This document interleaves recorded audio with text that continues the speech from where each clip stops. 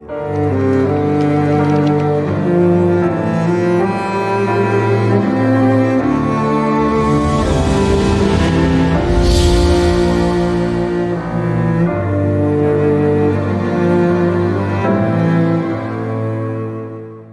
हम परमेश्वर की व्यवस्था और कल्पनाओं का फल शीर्षक उपदेश के साथ परमेश्वर के वचन का अध्ययन करें। कल्पना महत्वपूर्ण है। अच्छा हो या बुरा, सब कुछ हमारी कल्पनाओं से शुरू होता है। क्या आप सहमत नहीं हैं? इसलिए बुरी कल्पनाएं बुरे परिणामों की ओर ले जाती है, लेकिन अच्छी कल्पनाएं अच्छे परिणामों की ओर ले जाती है ना? पुराने नियम में परमेश्वर ने हमें मूसा के द्वारा व्यवस्था दी। नए नियम में उन्होंने हमें मसीह के द्वारा नई वाचा की व्यवस्था दी। चूंकि यह परमेश्वर की ओर से दिया गया उपहार है, इसलिए हमें यह कल्पना करते हुए कि यह हमारे भविष्य के लाभ के लिए है, इस पर विश्वास करना और इसका पालन करना चाहिए। लेकिन लोग अक्सर पहले परमेश्वर की व्यवस्था को छोड़ देते हैं। वे कहते हैं, यदि हम उसका पालन न भी करें तो भी क्या हम हे प्रभु नहीं पुकार सकते? लेकिन जब वे ऐसा करते हैं तो उन्हें विपत्तियां, अनंत शाप और दंड प्राप्त होगा। परमेश्वर ने इसे पहले ही बाइबल के द्वारा समझाया है। तब हमें बाइबल की शिक्षाओं के अनुसार विश्वास करना चाहिए जो परमेश्वर ने हमें दी है ना? कुछ लोग शायद सोच सकते हैं, मेरे साथ ऐसी चीजें क्यों होती है? हर परिणाम का एक कारण होता है। चूंकि बोया गया प्रत्येक बीज फल लाएगा, इसलिए इस क्षण से हमें सभी बुरी कल्पनाओं को दूर करना चाहिए। हमेशा परमेश्वर के प्रति प्रेम और स्वर्ग की आशा रखनी चाहिए और परमेश्वर की सभी शिक्षाओं का पूरी तरह से पालन करने के लिए दृढ़ संकल्प लेना चाहिए। इस दृढ़ संकल्प के बिना हम अच्छे परिणामों की उम्मीद नहीं कर सकते। आज आइए हम यिर्मयाह अध्याय 6 आयत 18 से शुरू करें।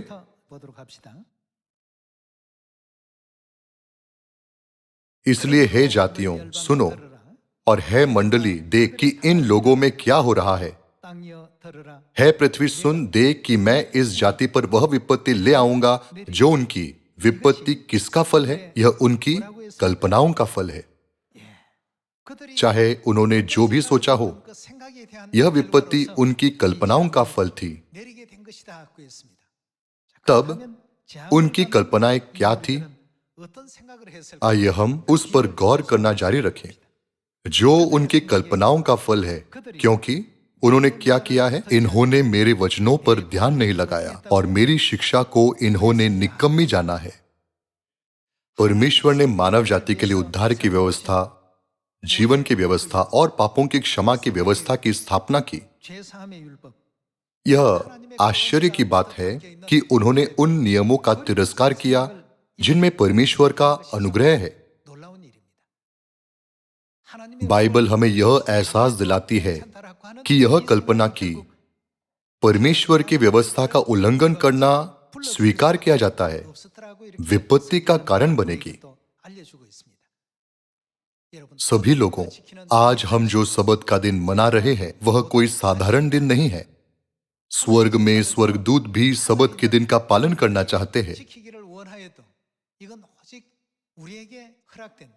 लेकिन यह केवल हमें दिया गया विशेष अधिकार है। इस प्रकार नई वाचा की व्यवस्था, मसीह की व्यवस्था हमारे लिए महत्वपूर्ण है। आइए हम यशायाह अध्याय 24 आयत 5 देखें।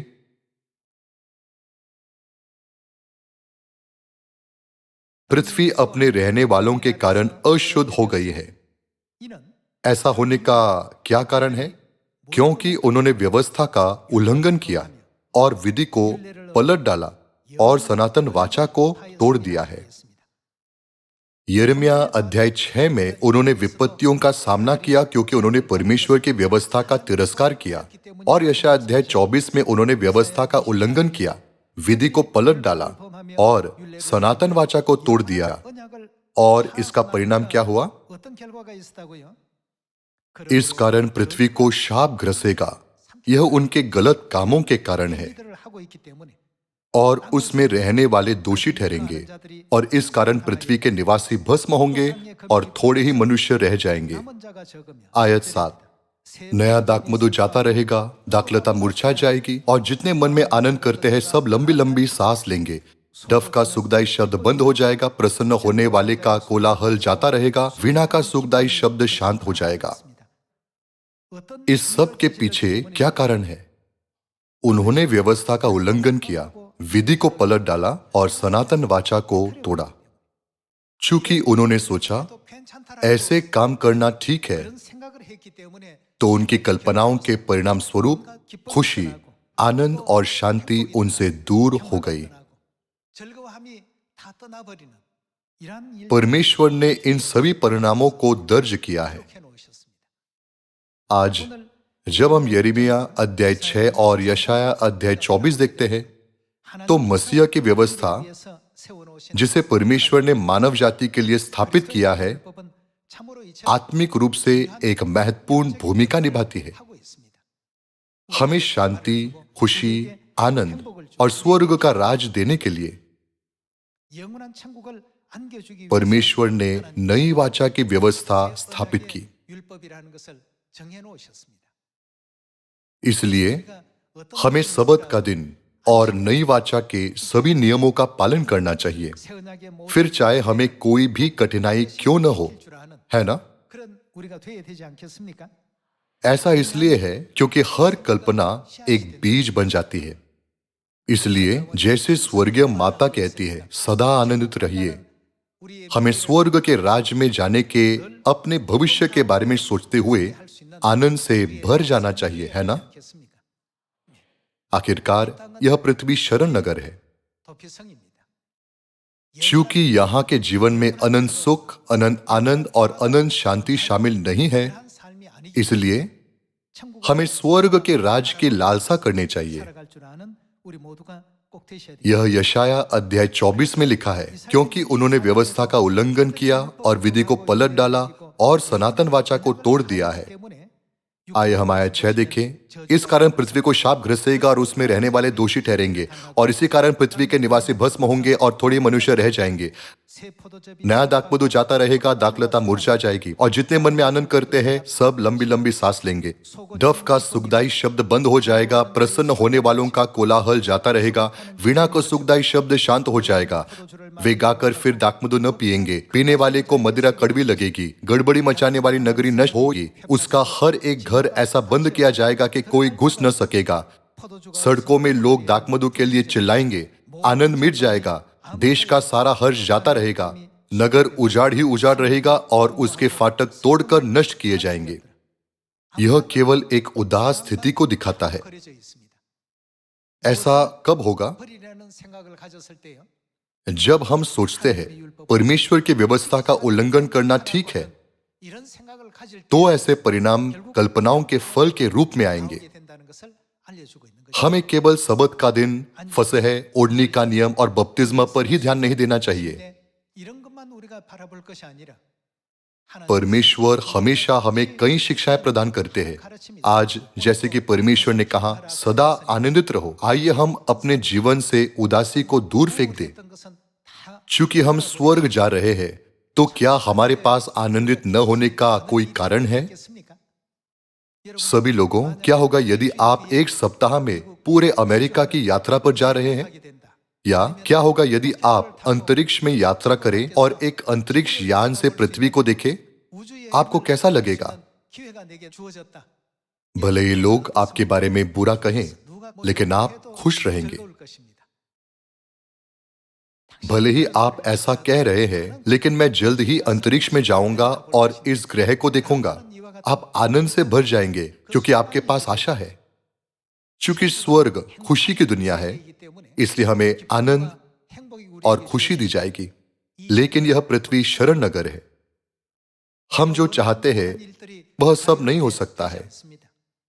यदि सब कुछ हमारी इच्छानुसार होता तो यह शरण नगर नहीं होता। इसलिए परमेश्वर हमें बताते हैं कि स्वर्ग के राज्य में हम अपनी सभी इच्छाओं को पूरा कर सकते हैं और सर्वदा के लिए अनंत जीवन और आशीषों का आनंद ले सकते हैं। क्योंकि हम स्वर्ग में सब कुछ कर सकते हैं, इसलिए क्या परमेश्वर हमें बाइबल के माध्यम से इतनी सारी शिक्षाएं नहीं देते हैं कि हम प्रभु में रहें, प्रभु में सोचें, प्रभु में आशा रखें, प्रभु में आनंदित हो और परमेश्वर द्वारा दिए गए मार्ग का अनुसरण करें। नई वाचा की व्यवस्था वास्तव में हमारे लिए महत्वपूर्ण है। जैसे जैसे उन्होंने सोचा परमेश्वर की व्यवस्था का उल्लंघन करना ठीक है, उन्होंने व्यवस्था का उल्लंघन किया और सनातन वाचा को तोड़ दिया। परिणाम स्वरूप पृथ्वी को शाप ग्रसेगा और इसके निवासियों को दंड दिया जाएगा तथा उनके लिए केवल एक अंधकारमय भविष्य ही बचेगा। यही कारण है कि यह समाचार जिसे हम साझा करते हैं और प्रचार करते हैं सुसमाचार कहलाता है ना? यदि लोग इस सुसमाचार को स्वीकार करें और परमेश्वर के नियमों को सही तरह से समझें, तो सबसे पहले वे स्वर्ग जाएंगे। वे क्षमा, अनंत जीवन और उद्धार प्राप्त करेंगे। वे स्वर्ग के राज्य के वारिस होंगे और राजपदधारी याजक बनेंगे। परमेश्वर ने हमारे लिए अनंत स्वर्ग का राज्य तैयार किया है जहां हमारी सभी इच्छाएं पूरी होती है। इसलिए स्वर्ग की आशा के साथ आइए हम हमेशा खुश रहें और कहें, थोड़ी देर रुकिए, फिर आप देखेंगे कि मैं कहां जा रहा हूं। जबकि इस पृथ्वी पर लोग हमें नहीं पहचान सकते, लेकिन स्वर्ग में स्वर्गदूत हमसे कहेंगे, परमेश्वर का प्रेम जिसे आपने पृथ्वी पर महसूस किया वह कुछ ऐसा है जिसका हमने कभी अनुभव नहीं किया। आप जिनके पास ऐसे अनुभव है सचमुच अद्भुत है। क्या परमेश्वर ने हमें तारों की तरह सर्वदा चमकने वाली महिमा देने का वादा नहीं किया है? हमें इस पर अपना ध्यान केंद्रित करना चाहिए और आगे बढ़ना चाहिए। जब आप पृथ्वी को देखते हैं तो आप केवल निराशा, चिंता, शाप और विपत्तियों के साथ एक उदास भविष्य देखते हैं। लेकिन जब आप स्वर्ग की ओर देखते हैं तो वहां आनंद और खुशी उमड़ती है और कोई मृत्यु, शोक, पीड़ा या दुख नहीं है। कोई झगड़ा या शाप भी नहीं है। यह एक दूसरे के प्रति प्रेम से भरपूर है। ऐसे दुनिया में प्रवेश करने के लिए हमें परमेश्वर द्वारा दी गई नई वाचा के नियमों का पूरी तरह से पालन करना होगा। व्यवस्था हमें मसीह और हमारी नई यरूशलेम स्वर्गीय माता तक ले जाएगी और पिता और माता का पालन करते हुए क्या हम स्वर्ग के राज्य में नहीं लौटेंगे? आइए हम दूसरा थिस्सलुनीकियों अध्याय 1 आयत 7 देखें। आइए अध्याय 1 आयत 7 देखें। और तुम्हें जो क्लेश पाते हो हमारे साथ चैन दे, उस समय जबकि प्रभु यीशु अपने सामर्थ्य दूतों के साथ धधकती हुई आग में स्वर्ग से प्रकट होगा और जो परमेश्वर को नहीं पहचानते और हमारे प्रभु यीशु के सुसमाचार को नहीं मानते उनसे पलटा लेगा। हमारे प्रभु यीशु का सुसमाचार नई वाचा को दर्शाता है। उन लोगों का क्या होगा जो नई वाचा की व्यवस्था का पालन नहीं करते? परमेश्वर उन्हें अनंत न्याय का दंड देंगे। वे उद्धार या पापों की क्षमा प्राप्त नहीं कर सकते। इसी तरह दूसरा थिस्सलुनीकियों अध्याय 1 कहता है कि वे अनंत दंड प्राप्त करेंगे। यशायाह अध्याय 24 कहता है कि पृथ्वी को अनंत शाप ग्रसेगा। यिर्मयाह अध्याय 6 कहता है कि वे परमेश्वर की व्यवस्था का तिरस्कार करने के कारण विपत्तियां पाएंगे और यह उनकी कल्पनाओं का फल होंगी। कुछ लोग कहते हैं चाहे सबत शनिवार हो या रविवार, क्या किसी भी दिन परमेश्वर की आराधना करना पर्याप्त नहीं है? दिन इतना महत्वपूर्ण क्यों है? यह महत्वपूर्ण है। यह महत्वपूर्ण है इसलिए परमेश्वर ने इसे सातवें दिन के रूप में भी नामित किया। आज कुछ लोग कहते हैं इसे अस्वीकार करना या जब भी हम चाहे तब इसे मनाना ठीक है। यह उनका विचार है, यह परमेश्वर का विचार नहीं है। इसलिए उनकी कल्पनाओं के फल के रूप में वे विपत्ति और शाप पाएंगे और अनंत नरक में जाएंगे। इन सभी दुर्भाग्यपूर्ण घटनाओं को पुराने नियम और नए नियम में नबियों द्वारा समझाया गया है। परमेश्वर की व्यवस्था को कभी न छोड़ना। जब आप स्वर्ग जाएंगे तो आप सभी कारणों को समझेंगे। आप इसे अभी नहीं समझते हैं, लेकिन बाद में आप इसे समझेंगे। क्या यह सच नहीं है कि परमेश्वर जो कुछ भी करते हैं वह बिना कारण के नहीं होता? तब आइए हम सबत के दिन से जुड़े एक पहलू का संक्षेप में जांच करें।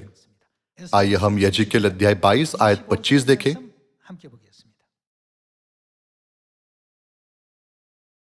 अध्याय 22 आयत 25। तेरे भविष्यवक्ताओं ने तुझ में राजद्रोह की गोष्ठी की। उन्होंने एक गरजने वाले सिंह के समान आहेर पकड़ा और प्राणों को खा डाला है। वे रखे हुए अनमोल धन को छीन लेते हैं और तुझ में बहुत स्त्रियों को विधवा कर दिया है। याजकों ने क्या किया है? उन्होंने परमेश्वर की व्यवस्था का अर्थ खींच खाच कर लगाया है। उसके याजकों ने मेरी व्यवस्था का अर्थ खींच खाच कर लगाया है और मेरी पवित्र वस्तुओं को अपवित्र किया है। उन्होंने पवित्र अपवित्र का कुछ भेद नहीं माना और न औरों को शुद्ध अशुद्ध का भेद सिखाया है। और वे मेरे विश्राम दिनों के विषय में निश्चिंत रहते हैं, जिसमें मैं परमेश्वर के साथ कैसा व्यवहार किया जाता है। मैं उनके बीच अपवित्र ठहरता हूं। सबत न मनाने के केवल एक कार्य के लिए परमेश्वर ने कहा, मैं उनके बीच अपवित्र ठहरता हूं। वे मेरा अनादर कर रहे हैं। आज समुद्र के किनारे के रेत के समान अनगिनत चर्च और धर्मी लोग हैं। वे सोचते हैं, क्या परमेश्वर सच में ऐसा करेंगे सिर्फ इसलिए क्योंकि हम सबत का दिन नहीं मनाते? हालांकि यह उनके विचार है। क्या परमेश्वर हमें यजेकिएल नबी के माध्यम से अपने विचार नहीं बता रहे हैं? परमेश्वर हमें स्पष्ट रूप से बता रहे हैं, जो सबत का दिन नहीं मनाते उनके बीच मैं अपवित्र ठहरता हूं। सभी लोगों, जो व्यवस्था परमेश्वर ने हमें दी है वह सच में महत्वपूर्ण है। यदि यह महत्वपूर्ण नहीं होती तो परमेश्वर मूसा की व्यवस्था के साथ समाप्त कर सकते थे। लेकिन मीका अध्याय 4 में परमेश्वर ने नई वाचा की घोषणा की है ना? यह सिनै पर्वत की व्यवस्था नहीं है, परंतु सियोन की व्यवस्था है। चूंकि हमें व्यवस्था में रहना और उनका पालन करना चाहिए, इसलिए बाइबल क्या कहती है कि मसीह मलकीसदक की रीति पर क्या है? वह सदा के महायाजक है। यदि बलिदान नहीं होता तो महायाजक की कोई आवश्यकता नहीं होती। क्या बलिदानों अर्थात आराधना के कारण ही महायाजक नहीं है? क्या यह कहता है कि मलकीसदक की रीति पर मसीह का याजक पद अस्थायी है? यह सदा तक बना रहता है और कभी गायब नहीं होता। तब हमें यह महसूस करना चाहिए कि परमेश्वर की व्यवस्था कभी लुप्त नहीं होती, बल्कि सर्वदा मौजूद रहती है ना? हालांकि लगभग सभी चर्च कहते हैं हमें इसकी आवश्यकता नहीं है। यदि आप मत्ती अध्याय 7 आयत 21 से पढ़ते हैं तो जो ऐसा कहते हैं उनसे परमेश्वर कहते हैं, है कुकर्म करने वालों मेरे पास से चले जाओ। दूसरे शब्दों में यीशु ने कहा, मैं जहां हूं वहां से चले जाओ। चूंकि यीशु स्वर्ग में रहते हैं, इसलिए यदि कोई वहां से चला जाए तो वह कहां जाएगा? इस तरह हम देख सकते हैं कि परमेश्वर की व्यवस्था हमारे लिए कितनी महत्वपूर्ण है ना? परमेश्वर की व्यवस्था हमारी आंखों में ज्योति लाती है, हमारी आत्माओं को नया करती है और हमारी आत्माओं को पाप से बचाती है ताकि हम परमेश्वर के पास लौट सके। इसमें ऐसी उल्लेखनीय शक्ति है। जबकि हमारे लिए सबत का दिन, फसह और नई वाचा के सभी नियमों का पालन करना स्वाभाविक है, लेकिन दूसरों को यह अजीब लगता है। वे रविवार के बजाय शनिवार को चर्च क्यों जाते हैं? वे क्रिसमस के बजाय फसह क्यों मनाते हैं? सभी व्यवस्था जिनका हम पालन करते हैं परमेश्वर की शिक्षाओं से आती है। इसलिए परमेश्वर उन लोगों को जो उनकी व्यवस्था का पालन करते हैं मेरी प्रजा कहते हैं और उनके सभी पापों को क्षमा करने का वादा भी करते हैं। आइए हम यशायाह की पुस्तक देखें। यशायाह अध्याय 51 आयत 7। है धर्म के जानने वालों जिनके मन में, उनके मन में क्या है? किसी और की व्यवस्था नहीं बल्कि मेरी व्यवस्था है। तुम कान लगाकर मेरी सुनो। मनुष्य के नाम धराई से मत डरो और उनके निंदा करने से विस्मित न हो, क्योंकि घुन उन्हें कपड़े के समान और कीड़ा उन्हें उनके समान खाएगा। परंतु मेरा धर्म अनंत काल तक और मेरा उद्धार कब तक? पीढ़ी से पीढ़ी तक बना रहेगा। ये आशीषित वचन किसे दिए गए हैं? परमेश्वर ने इन आशीषित वचनों को उन लोगों के लिए दिया है जो उनकी व्यवस्था का पालन करते हैं, वे लोग जो उद्धार की व्यवस्था में हैं। आइए यिर्मयाह अध्याय 31 आयत 31 देखें। फिर यहोवा की यह भी वाणी है, सुन, ऐसे दिन आने वाले हैं जब मैं इज़राइल और यहूदा के घरानों से नई वाचा बांधूंगा। आयत 33। परंतु जो वाचा मैं उन दिनों के बाद इज़राइल के घरानों से बांधूंगा वह यह है, मैं अपनी व्यवस्था उनके मन में संभाऊंगा और उसे उनके हृदयों पर लिखूंगा, और मैं उनका परमेश्वर ठहरूंगा और वे मेरी प्रजा ठहरेंगे। यहोवा की यह वाणी है। यदि किसी के पास परमेश्वर की व्यवस्था नहीं है तो वह परमेश्वर की प्रजा नहीं है। इस प्रकार फिलिपियों की पुस्तक के अनुसार हमारी नागरिकता कहां है? जिन लोगों की नागरिकता स्वर्ग की है उन्हें परमेश्वर की व्यवस्था को थामे रहना चाहिए। क्या सबत परमेश्वर की आज्ञा नहीं है? फसह के बारे में क्या? परमेश्वर हमें इसे भी मनाने की आज्ञा देते हैं। परमेश्वर ने निर्गमन अध्याय 12 और 13 में फसह मनाने की आज्ञा दी, और लूका अध्याय 22 में यीशु ने उत्सुकता से पतरस और यूहन्ना के साथ फसह मनाने की लालसा की। आइए आयत 34 के साथ जारी रखें। आइए आयत 34 देखें।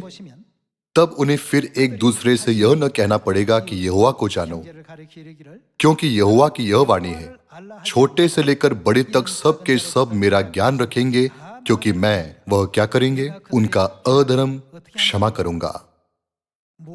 परमेश्वर उनके अधर्म को किसके द्वारा क्षमा करेंगे? परमेश्वर की व्यवस्था नई वाचा के द्वारा, क्योंकि मैं उनके अधर्म के विषय में दयावंत हूंगा और वह और क्या करेंगे? उनके पापों को फिर स्मरण न करूंगा। परमेश्वर ने हमें यह शिक्षा दी और व्यवस्था का पालन करने की आज्ञा दी, लेकिन शैतान परमेश्वर के विरुद्ध बातें करते हुए हमेशा हमें इसे न मनाने के लिए कहता है। उनकी कल्पनाओं के फल के रूप में वे अनंत विनाश के गड्ढे में गिर रहे हैं। स्त्री की शेष संतानों को जो परमेश्वर की शिक्षाओं के अनुसार अंत तक परमेश्वर की व्यवस्था का पालन करती है, परमेश्वर सारी जातियों में श्रेष्ठ करेंगे। आइए हम निर्गमन अध्याय 20 खोलें। आइए अध्याय 20 आयत 8 देखें। तू विश्राम दिन को पवित्र मानने के लिए स्मरण रखना। 6 दिन तो तू परिश्रम करके अपना सब कामकाज करना, परंतु 7वां दिन तेरे परमेश्वर यहोवा के लिए विश्राम दिन है। उसमें न तो तू किसी भांति का कामकाज करना, और न तेरा बेटा, न तेरी बेटी, न तेरा दास, न तेरी दासी, न तेरे पशु, न कोई परदेशी जो तेरे फाटकों के भीतर हो, क्योंकि 6 दिन में यहोवा ने आकाश और पृथ्वी और समुद्र और जो कुछ उनमें है सबको बनाया और 7वें दिन विश्राम किया। इस कारण यहोवा ने उन्होंने क्या किया? विश्राम दिन को आशीष दी और उसको पवित्र ठहराया। परमेश्वर उन सभी को आशीष देते हैं जो सबत का दिन मनाते हैं। साथ ही परमेश्वर ने सबत के दिन को पवित्र ठहराया और सबत के दिन के द्वारा परमेश्वर हमें पवित्रता की ओर ले जाते हैं। इन वचनों की जांच करके हम समझ सकते हैं कि हमें परमेश्वर की व्यवस्था का पालन करना चाहिए या नहीं। सभी लोगों, क्या उसे न मनाना ठीक है? निस्संदेह हमें परमेश्वर की व्यवस्था का पालन करना चाहिए। यदि लोग इससे दूर हो जाते हैं तो अंतिम दिन में धधकती आग में प्रकट होने पर परमेश्वर उन्हें दंडित करेंगे। यशाया अध्याय 24 में लिखा है कि उन पर बड़ी विपत्तियां आएंगी। परमेश्वर ने हमें यह शिक्षा दी और इस युग में हमारे लिए नई वाचा का सत्य लाए, है ना? आइए हम होशे अध्याय 8 पर जाएं। आइए हम होशे अध्याय 8 आयत 12 देखें। मैं तो उनके लिए अपनी व्यवस्था की लाखों बातें लिखता आया हूं, परंतु वे उन्हें क्या पराया समझते हैं। इसका कारण क्या है? यह उनकी कल्पनाओं का फल है।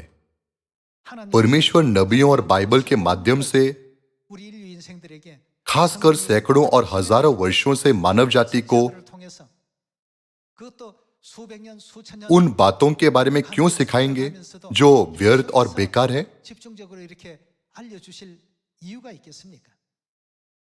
भले ही परमेश्वर ने मानव जाति के लिए अपनी व्यवस्था प्रदान की, लेकिन उन्होंने उन्हें पराया समझा। इससे क्या फर्क पड़ता है कि सबत शनिवार है या रविवार? क्या यीशु के जन्म को स्मरण करने के लिए क्रिसमस मनाना बेहतर नहीं होगा? फसल बहुत अपरिचित है। क्या मुझे इसे मनाने की आवश्यकता है? चूंकि वे अपने विचारों पर टिके रहते हैं, तो परिणाम क्या होता है? क्या उन्हें अनंत स्वर्ग का राज दिया जाएगा?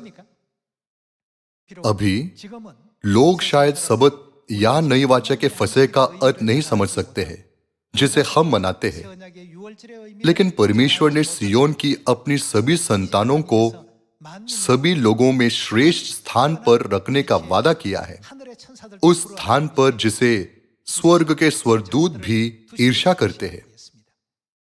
आइए हम निर्गमन अध्याय 15 देखें, जहां यह कहा गया है कि परमेश्वर ने हमारे लिए व्यवस्था की स्थापना की। आइए हम निर्गमन अध्याय 15 आयत 25 देखें। तब मूसा ने यहोवा की दुहाई दी और यहोवा ने उसे एक पौधा बतला दिया, जिसे जब उसने पानी में डाला तब वह पानी मीठा हो गया। वही यहोवा ने उन्होंने क्या बनाया? उनके लिए एक विधि और नियम बनाया। परमेश्वर ने उनके लिए क्या बनाया? परमेश्वर की व्यवस्था, नियम और विधियां। सारी मानव जाति और आत्मिक शरण नगर में रहने वाले स्वर्गीय पापियों के लिए परमेश्वर ने नई वाचा का सत्य प्रदान किया। इसलिए आइए हम सभी लोगों को सबत के दिन और फसह का प्रचार करें। आइए हम ईमानदारी से प्रचार करें ताकि उनका भविष्य अनंत स्वर्ग का राज्य हो सके, और परमेश्वर के वचन का ईमानदारी से अध्ययन करते हुए आइए हम एक आनंदित जीवन जिए। इस पृथ्वी पर हम स्वर्ग की आशा करते हैं और उसकी ओर दौड़ते हैं। चूंकि हम स्वर्ग की आशा करते हैं, तो क्या पीड़ा और दुख हो सकता है? स्वर्ग हमेशा हमारी आंखों के सामने होता है। एक बार किसी ने यह कहानी सुनाई थी। यदि आप पानी में एक मुट्ठी भर नमक डालते हैं तो क्या वह खारा होगा या नहीं? पात्र के आकार के आधार पर यह दोनों हो सकता है। यदि आप एक छोटे कप में मुट्ठी भर नमक डालेंगे तो पानी खारा हो जाएगा। लेकिन यदि आप एक बड़ी झील में मुट्ठी भर नमक डालते हैं तो क्या पानी खारा होगा? इसका शायद ही कोई असर होगा। उसी तरह चाहे स्वर्ग के राज्य की ओर जाने वाले हमारे मार्ग में हजारों बाधाएं हो, यदि हमारे हृदय का पात्र बड़ा है तो हम उन सभी चीजों को आसानी से स्वीकार कर सकते हैं। लेकिन अगर हमारे हृदय का पात्र छोटा है तो हम प्रभावित होते हैं। भले ही कई बाधाएं हैं जो हमारे विश्वास के मार्ग को अवरुद्ध करती है, फिर भी यदि हम अनंत स्वर्ग के राज्य के बारे में सोचें तो हम आनंदित हो सकते हैं, है ना? एलोहिम परमेश्वर ने उद्धार का मार्ग खोला और हमें पापों की क्षमा प्रदान की। मैं पिता परमेश्वर, मसीह अनसांग होंग और नई यरूशलेम स्वर्गीय माता को अनंत धन्यवाद और महिमा देता हूं। इसके द्वारा मैं आज के उपदेश को समाप्त करना चाहूंगा। आपका बहुत बहुत धन्यवाद।